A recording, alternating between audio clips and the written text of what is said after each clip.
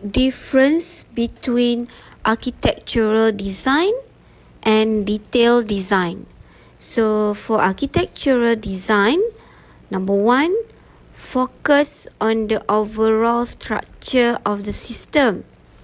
For detail design, number one, focus on internal logic of each component. Number two, architect design defines major components and how they interact. Number two, for detail design, includes algorithms, data structures and interfaces.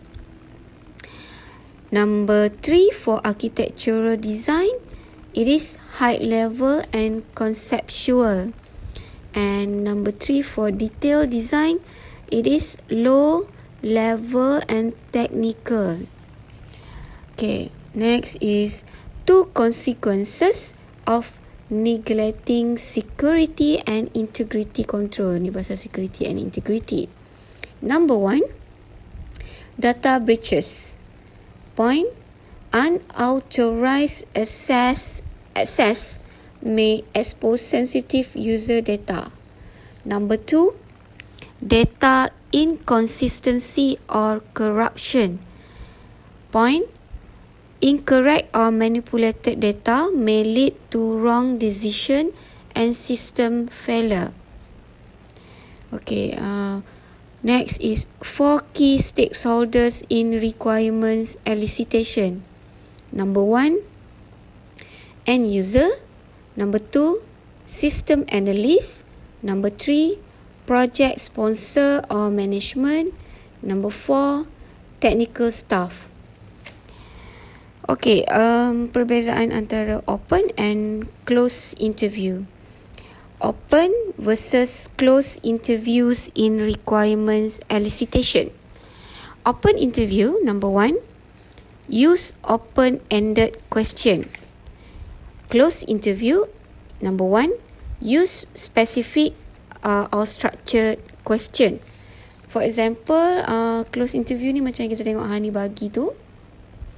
Dalam tu dia bagi beberapa question, lepas tu dia ada bagi pilihan untuk jawab.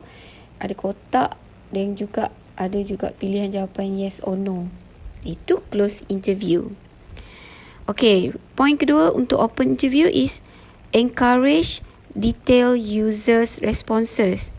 Number two for close interview is produce precise and comparable answers. Macam saya cakap tadi lah.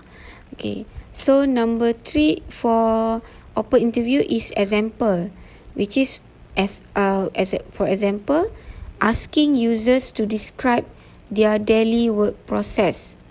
And number 3 for close interview example is asking users whether a feature is required, meaning in bracket yes or no. So the difference between corrective and adaptive maintenance. Corrective maintenance is number 1, fixes errors or defects found after system deployment. For adaptive maintenance, number 1, modify the system to adapt the environmental changes. Point 2 for corrective maintenance is focus on correcting bugs and faults so the system can operate as intended. And point number 2 for adaptive maintenance is ensure system remains usable under new conditions. And for corrective maintenance, for example, is bug fixes, and adaptive maintenance example is update system to work with new regulations or hardware. DIKW, number 1, wisdom. Kita lukis pyramid wisdom, which is sebelah dia focus. Lepas wisdom, knowledge. Yang sebelah sana adjust, and then information bawah, kemudian sebelah sana compare, and then data, bawah tu data, sebelah dia sample, and then bawah lagi facts, observe belah kanan dia, and measurements. So data, it is raw data contains raw facts, signals or symbols without context. It is not meaningful. For example, a list of number is 38, 39, 41, 40. So information is a meaningful data that already processed, which is organized and structured to be useful. It is higher level of the hierarchy, like wisdom juga. And for example, the patient body temperature over the last 4 hours is 38 degrees Celsius, 39 degrees Celsius, 41 degrees Celsius, and 40 degrees Celsius. And then knowledge is a application of data and information to answer how question, and then to recognize the patterns and connects the dots to understand a situation.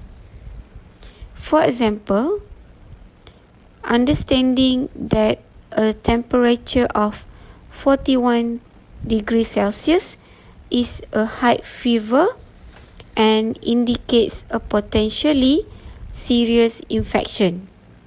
And last but not least is wisdom. Is a peak of the pyramid. It involves the use of knowledge and experience to make sound judgment. For example, deciding to bypass standard check-in procedures to rush the patient into emergency care because they find out that the patient in critical condition or danger condition.